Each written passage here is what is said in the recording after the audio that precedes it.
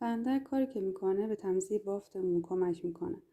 ببینید این قسمت هایی که از نخمون بیرون زده هستش مخصوصا برای بافت نخهای مرسلزه که این مرسلز است و سوزنی که برای اسکاژ به کار میره. بیشتر برای این کارها ما میتونیم انتهاش رو بسوزونیم و کامل مطمئن بشیم که دیگه از بافتمون بیرون نمیاد. این رو هم این قسمتش رو کوتاه‌تر میکنیم و بعد فندک میزنیم.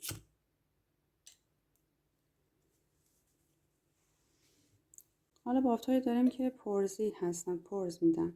ببینیم برای زیبایی بافتمون این پرز ها رو میتونیم ما با فاصله یکم دور از بافتمون بسوزونیم. ببینیم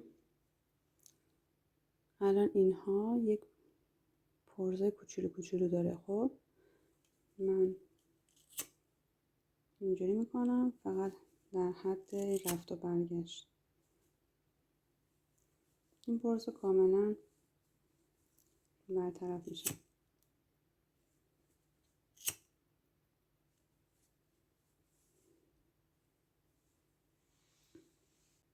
مواظب بافت و دستتون هم باشید. برای دریافت رازهای تمیز بافی کلمه راز رو کامنت کن.